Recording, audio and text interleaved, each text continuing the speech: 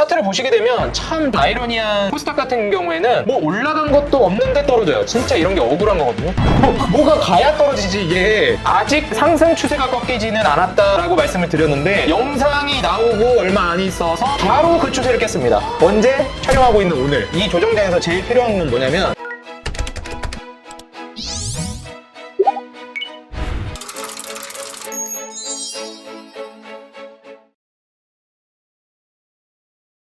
안녕하세요. 네, 반갑습니다. 오늘 날씨가 너무 덥지 않나요? 요즘 뭐 폭염이라고 해가지고 너무 덥습니다. 제가 열이 많아가지고 여름을 좀 못 견뎌 하거든요. 요즘 러닝 엄청 열심히 하신다고. 증시도 안 좋은데 운동하면서 정신 수양을 하고 있습니다. 저만 더위를 먹은 줄 알았는데 제 계좌도 더위를 먹은 것 같더라고요. 제 돈이 다 어디로 사라진 거죠? 저도 지금 벌었던 돈이 이제 차츰차츰 녹아내리면서 거의 뭐 아이스크림이에요.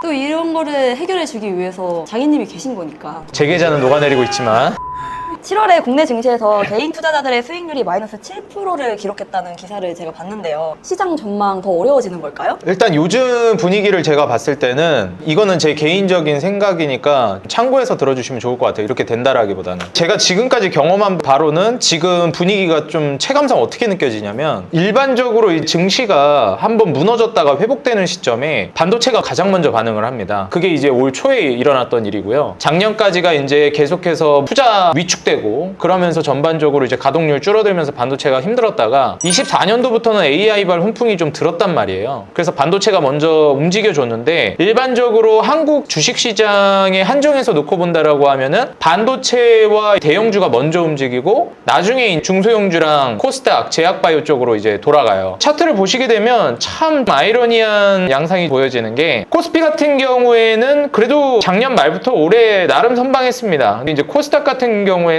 뭐 올라간 것도 없는데 떨어져요. 진짜 이런 게 억울한 거거든요. 보시는 바와 같이 뭐가 가야 떨어지지 이게 뭐 가지도 않았으면서 녹아내리고 있습니다. 보통 이런 경우에는 증시가 한번 무너졌다가 여기까지 올라가는 과정 안에서 중간에 한번 흔들기 과정이라고 보고 있어요. 그래서 분명히 이제 정고점을 뚫을 겁니다. 코스닥 기준으로도 제 기준으로는 925포인트는 반드시 뚫을 거라고 보고 있고요. 장기적인 관점을 말씀드리는 거예요. 코스피 기준으로도 지금 최근에 고점을 찍었던 2900선 근처를 돌파를 해줄 겁니다. 근데 중요한 건 항상 주식을 할 때 문제가 뭐냐면 이 골이 얼마나 깊을 거라는 거는 신도 모른다는 거죠. 신도 모른다는 건 좀 그러니까 뭐 아무도 모른다는 거죠. 인간인 이상 알 수가 없습니다. 골이 얼마나 깊어질지를 모르기 때문에 고통스러운 거고 지난번 제가 영상을 통해서도 아직 상승 추세가 꺾이지는 않았다라고 말씀을 드렸는데 영상이 나오고 얼마 안 있어서 바로 그 추세를 깼습니다. 언제? 촬영하고 있는 오늘. 어떡해요? 이거 뭐 웃으면서 얘기하기 좀 그런데 이 저점이 지금 깨지고 있는 거잖아요. 그렇죠. 뭐 이런 거 보면 신나세요?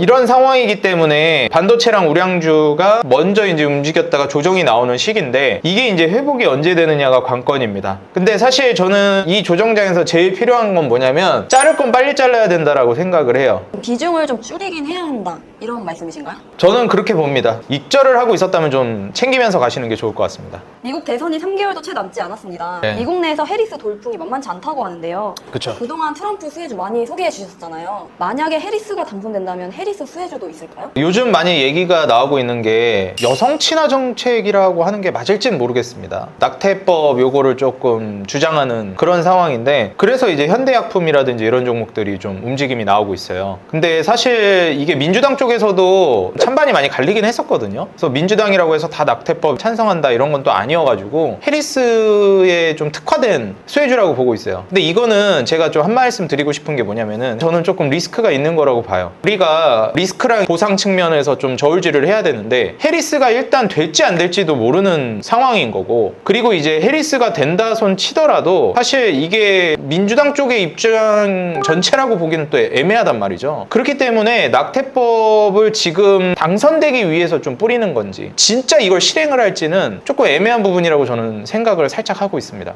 지금 뭐 말이야 하고 있는데 이게 과연 실현 가능성이 있을지 여부는 또 가봐야 아는 거라 사실 다른 정책들에 비해서는 저는 조금 투자 메리트는 딱히 없다라고 보는 입장입니다. 개인적으로. 근데 트럼프가 되던 해리스가 되던 시행될 만한 정책 수혜주를 보는 게 맞다라고 보는 거죠. 말씀드렸던 생물보안법이라든지 그리고 제가 또 이제 투자하고 있는 업종 중에 하나가 이제 재건입니다. 누가 돼도 상관이 없는 이유가 뭐냐면 전쟁이 지금까지 계속 되어 왔기 때문입니다. 러시아 우크라이나 전쟁이 지속적으로 되어 왔었고 이 재건 이슈라는 거는 누가 되든 계속 붐업이 될 거예요. 그리고 여기서 만약에 지금 최근에 피살 소식이 있었잖아요. 중동 쪽에서. 이제 전쟁 분위기가 다시 또 살아나고 있다라는 그런 좀 안 좋은 이슈들이 나오고 있어요. 근데 사실 전쟁 분위기가 나온다라는 거는 반대급부에 또 기대감이 계속 생기는 겁니다. 전쟁이라는 건 결국 파괴시키는 거고 파괴시킨 만큼 또 재건을 해야 돼요. 당장의 재건이 좀 위축이 된다 하더라도 그거는 풍선 효과가 발생해요. 여기서 이렇게 눌러버리면 뒤에 더 크게 터지는 거예요. 이런 거를 좀 생각해 볼 수 있습니다. 지금 여기서 이만큼 부셔놨는데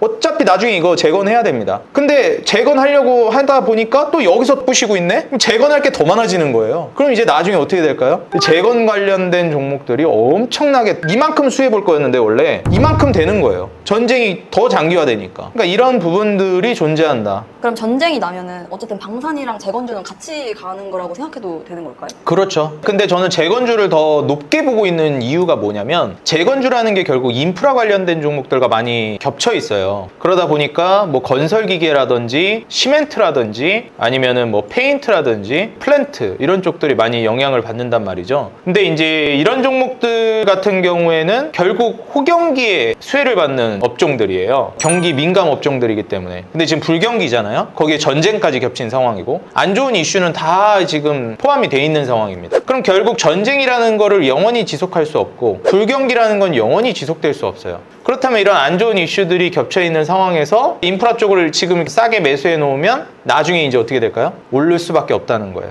인공지능 열풍으로 계속 상한가를 갱신하던 미국 기술주들의 주가 변동폭이 커지고 있습니다. AI 거품론도 다시 불거지고 있는데요. 수혜를 많이 받던 SK 하이닉스나 삼성전자 같은 국내 반도체 기업들은 괜찮은 걸까요? 반도체는 그러면 잘라야 되냐? 그거는 수익을 어느 정도 보고 계셨다면은 이제 수익을 챙기는 전략이 저는 맞다고 생각을 해요. 그리고 수익을 보고 있었는데 원점으로 오고 있다라고 하시는 분들도 있을 수 있어요. 그런 경우에도 저는 현금 확보하는 게 좋다고 생각을 해요. 왜냐하면 중간에 흔들기가 얼마나 셀지도 모를 일이고 이제 이후에 반등을 줄 때 어차피 올라갈 거라면 그때 반등에 그냥 재진입을 하는 게 훨씬 더 안정적일 거라고 생각을 합니다. 근데 아직 결과물이 나오지 않은 상황이고 어차피 난 갈 거라는 확신이 있는 종목이라면 이제 차근차근 분할 매집한다는 관점으로 보시는 게 좋을 것 같아요. 오히려 이런 하락장을 이용하는 거죠. 저 같은 경우에는 지금 어떻게 하냐면 반도체는 2파가 나올 거예요. 지금 1파 끝나고 이제 조정이 나오고 있는 상황이잖아요. 반도체 매도 물량이 나오면서. 그래서 다시 올라간다라고 보는 입장인데 다만 이 하락장이 좀 빨리 끝났으면 하는 바람이 있는 상황이에요. 추세 돌파 매매법에 대해서 궁금한 게 있어요. 네. 매물대를 돌파하고 사면 아무래도 그게 저점일 확률보다는 고점일 확률이 높잖아요. 그렇죠. 사자마자 물릴까봐 두려운데 돌파하고 눌림목에서 소개해줄 수는 없는 건가요? 이거는 투자 성향에 따라 달라질 것 같고요. 눌림목 매매를 하셔도 되고요. 추세 돌파 매매의 핵심은 그냥 이제 날아가는 경우도 많아요. 그렇기 때문에 그냥 돌파했을 때 사는 게 전략이거든요. 눌림이 나오는 걸 기다리다가 그냥 날아가는 경우도 굉장히 많다. 그래서 보통 그런 식으로 소개해드리지는 않습니다. 물릴 리스크는 어느 정도 감당을 하고 들어가야 한다는 그렇죠. 터질 때도 크게 터지니까 물릴 거를 어느 정도 각오해야 됩니다. 대신에 손절 라인을 자기가 잘 잡아야 돼요. 들어가기 전에. 나는 이 정도를 감수하겠다라는 생각으로 들어간다면 상관이 없는데 내가 이 정도 리스크를 감수하지 못하겠다 혹은 리스크를 파악도 안 하고 그냥 들어가면은 사실 좀 어려워지는 거죠.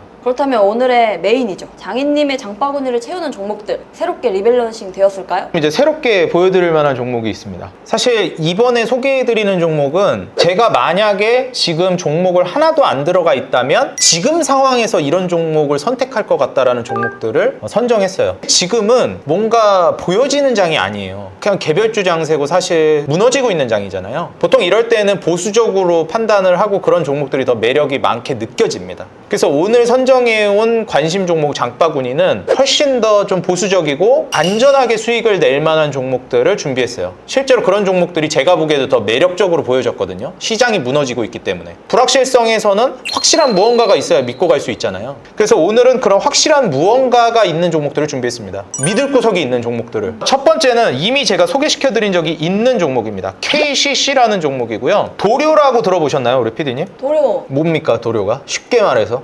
페인트. 그렇죠, 맞습니다. 제가 아까도 말씀드렸듯이 결국 재건이 이제 진행되게 되면 인프라도 마찬가지고요. 지금은 불경기인데 건설 경기도 안 좋다 막 이러잖아요. 경기가 좋아지면서 건설 경기가 살아나서 집도 많이 짓고 막 이러면은 건설, 시멘트, 페인트 대표적으로 건자재들이 올라가요. 그런 관점에서 봤을 때 지금은 저가 매수할 수 있는 기회라고 보고 있습니다. 불경기가 지속된 지 꽤 오랜 시간이 지났어요. 거의 2년 정도가 지났다고 볼 수 있죠. 근데 이 경기 사이클이 평균적으로 3년 주기로 돌아요. 그러면은 2년 정도 불경기를 우리가 경험했는데, 물론 더 길어질 수도 있겠지만 평균적으로 1년 정도 기다리면 호경기로 다가설 가능성이 높아진다는 거죠. 우리가 장기적으로 봤을 때 도료, 페인트 관련된 종목들이 최근에 좀 움직이고 있기도 하고 KCC 역시도 그렇습니다. 차트를 보시게 되면 장기적으로 봤을 때 고점 대비해서 2021년도에 고점을 찍고 주가가 상당히 많이 낙폭을 보여줬어요. 그리고 바닥 찍고 어떻게 되고 있죠? 완만하게 돌아서고 있어요. 그리고 이 KCC의 진짜 미들 구석은 페인트라는 혹은 도료라는 건자재라는 이런 부분이 아닙니다. 보유하고 있는 주식 자산이에요. 시총보다 많다는. 그렇죠. 지금은 시총보다 많지는 않을 것 같고 비슷할 겁니다. 3조가 좀 안 돼요. 보유하고 있는 주식 자산이. 요새 이제 증시 무너져서 조금 다운됐을지 모르겠는데 거의 시총하고 비슷한 만큼 주식 자산을 보유하고 있습니다. KCC가. 보유하고 있는 주식만 다 팔아도 얘 몸값이 되는 거예요. 그러니까 이런 종목은 어디까지나 제 개인 생각을 말씀드리겠습니다. 주가가 빠질 수는 있겠지만 현재 주가 대비해서 장기적으로 2년 정도를 바라본다라고 하면 제 생각엔 1년이지만 길게 잡아서 2년이라고 본다면 현재 주가 대비해서 손실 보기는 매우 어렵지 않을까 그렇게 저는 판단합니다. 그래서 KCC는 지금 불경기에서 호경기를 바라본다면 수익을 볼 수 있다는 점. 두 번째로 보유하고 있는 주식 자산이 거의 다 우량주이기도 하고 현재 가치로 판단해도 거의 시총 정도 된다. 자산 가치 관점에서도 그렇고 사이클상으로도 그렇고 손실 보기가 매우 어려운 상태라고 보고 있습니다. 물론 주가가 올라가서 시총이 높아지면 조금 다를 수 있겠지만 지금 가격대에서는 저는 매우 싸다고 봅니다. 추세도 너무 좋고요. 지금 KCC는 진짜 나는 그냥 많이 먹는 거 바라지도 않아. 수익만 났으면 좋겠어. 그동안 손실이 너무 많이 나서 진짜 나 극단적으로 일단 지키고 그때 공격적으로 투자할래 라고 한다면 KCC가 최후의 방어선이 될 만한 종목이라고 저는 개인적으로 생각합니다. 두 번째 종목은 코웨이라는 종목을 좀 말씀을 드리고 싶어요. 코웨이, 얼음 정수기. 맞습니다. 요즘 폭염이 어마무시하죠. 근데 경기가 안 좋을 때는 보통 구매를 안 하고 렌탈 사업으로 많이 넘어가게 됩니다. 큰돈 목돈을 들여서 직접 그 제품을 구매하는 게 아니라 월결제 시스템으로 임대하는 형식. 근데 이 렌탈 사업자에 있어서 코웨이가 국내에서 굉장히 유명하기도 하고 시장 점유율을 이미 많이 장악한 기업 중에 하나예요. 그래서 사실 요즘 같은 경기 상황에서는 렌탈 사업을 하고 있는 시장 장악을 이미 어느 정도 완료한 코웨이가 수혜를 볼 수 있을 거라고 보고 있고요. 사실 굉장히 좀 보수적인 관점으로 본다라고 말씀을 드렸잖아요. 지금 시장을. 그래서 코웨이가 그런 관점에서는 수혜를 볼 만한 종목이라고 생각을 하고 있습니다.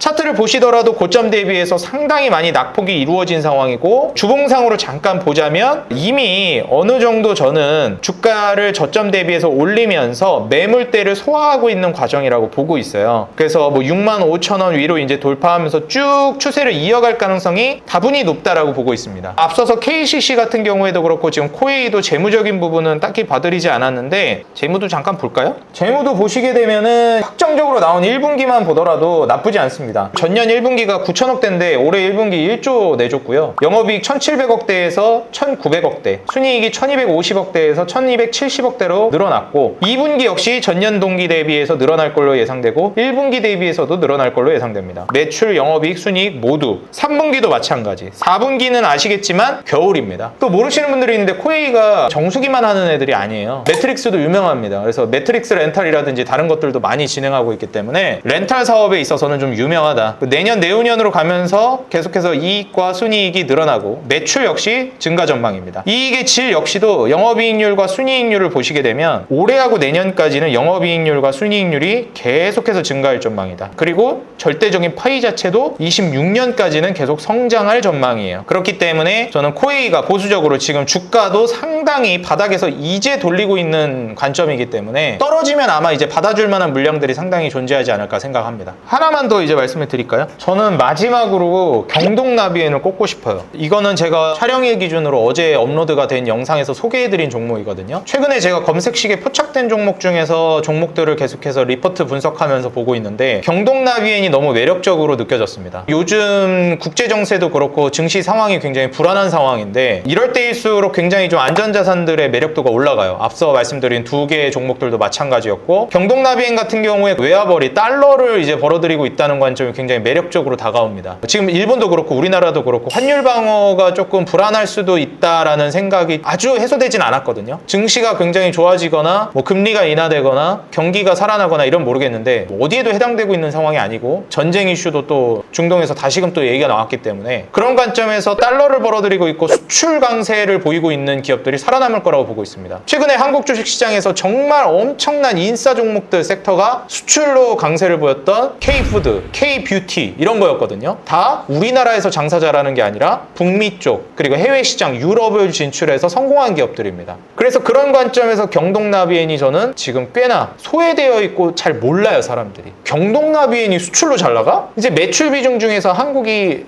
지금 바로 기억 안 나요. 35% 정도 되는데 미국 매출 비중이 55% 정도 됩니다. 장난 아니에요. 근데 그게 2021년도부터 매출이 폭발적으로 늘었어요, 미국에서. 그래서 미국에서의 확장성이 꽤나 뛰어나다는 것이고, 이미 중국과 러시아에 진출해서 성공을 맛본 브랜드거든요. 한국에서는 이미 더 진출할 데가 없어요. 지금 북미 시장에서 잘 나간다. 달러를 기대해 볼 수 있겠다. 그런 관점에서 바닥에서 이제 올라오고 있고 매출 기대감, 실적 기대감이 있기 때문에 올해 이제 이후에 내년, 내후년이 너무 기대된다. 올해는 이미 절반 지나갔잖아요. 내년, 내후년 실적을 기대하면서 장기적으로 본다라고 하면은 지금 수출이 폭발적으로 늘어나고 있는 경동나비엔을 눈여겨볼 만한 시기라고 생각합니다. 경동나비엔이 또 수혜를 볼 만한 게 뭐냐면은 지금 계속해서 히트펌프 쪽으로 계속 푸시를 해주고 있고, 친환경 정책이랑 좀 맞물려요. 화석연료를 쓰지 말고 전기나 아니면은 다른 쪽을 써가지고 온수기나 보일러 이런 것들을 좀, 냉난방 이런 거를 작동을 시켜라, 이렇게 얘기를 하고 있습니다. 에너지 비용이 엄청 올라가잖아요. 또 폭염이다 보니까 냉방 비용 장난 아니에요. 화석연료 이거 엄청 나가는 거예요. 근데 이런 것들을 이제 친환경적으로 전기로 하고 막 물 데펴서 쓰고 공기순환으로 쓰고 이런 걸 이제 판매를 시작하거든요. 그러다 보니까 보조금을 되게 많이 지원해 줍니다. 사실 어떻게 보면은 지금 미국에서 인프라 수혜를 볼 만한 종목이에요. 경동나비엔이 이 전력 인프라 이후에 어떻게 보면은 냉난방 공조 시스템의 인프라 수혜를 볼 만한 종목이다. 저는 그렇게 보고 있습니다. 저번 시간에는 매매 타이밍 관련해서 자세하게 막 말해주시진 않으셨는데 네. 혹시 오늘 간단하게라도 장인님만의 매매 타이밍, 꿀팁 같은 거 하나 공개하실 수 있을까요? 하나만 말씀드리자면 경동나비엔 예로 들어서 좀 말씀을 드릴게요. 경동나비엔을 보시게 되면은 계속해서 저점을 높여나가고 있습니다. 그리고 이제 여기서 제일 중요한 게 뭐냐면은 계속해서 저항을 맞는 자리가 있어요. 이 주봉상 차트거든요. 여기에서 이제 저항을 맞고, 여기서도 저항을 맞고, 여기서도 저항을 맞습니다. 이 이유가 뭐냐면 여기가 이제 매물대가 상당히 많이 자리를 잡고 있다는 거예요. 정말 뒤로 가게 되면 20년도에도 여기 저항을 맞았던 자리고 2019년도에도 여기 저항을 맞았던 자리예요. 여기 매물대가 굉장히 강력하게 자리 잡고 있기 때문에 물량을 소화하기가 쉽지 않다라는 거예요. 올라가려고 치면 던지는 물량이 나온다는 겁니다. 그렇기 때문에 여기를 이제 뚫는 거를 확인해주면 물량을 일정 정도 어느 정도 소화했다라고 우리가 판단을 할 수 있는 거죠. 이런 이제 매물대를 돌파해줬을 때 타점을 잡는 게 조금 더 기다리는 시간을 단축시킬 수 있을 것 같다. 근데 지금부터 보더라도 경동나비엔은 올라갈 거라고 보고 있는 입장이에요. 기업을 분석해봤을 때는 조금 높게 잡더라도 매물대를 돌파하는 걸 확인하고 들어가는 게 기다리는 시간이 좀 더 줄어들 수는 있겠다. 저번에 소개해주신 장바구니 종목들 실제로 매매하신 게 있으실까요? 지금 제약바이오 하면 제일 많이 올라가고 있는 종목이 있어요. 나머지 두 개는 건설기계 쪽이랑 생물보안법 종목에 들어가 있습니다. 생물보안법 투자하고 싶다 그러면은 그냥 저는 삼성바이오로직스 보라고 말씀드리고 싶어요. 제가 한 거는 좀 더 공격적이고 내 돈이니까 그 상관없어서 들어갔는데, 대중이 물어보면은 저는 삼성바이오로직스 보라고 하고 싶어요. CDMO 쪽에서 뭐 삼성바이오로직스만큼 안전하고 괜찮은 종목이 없다고 생각합니다.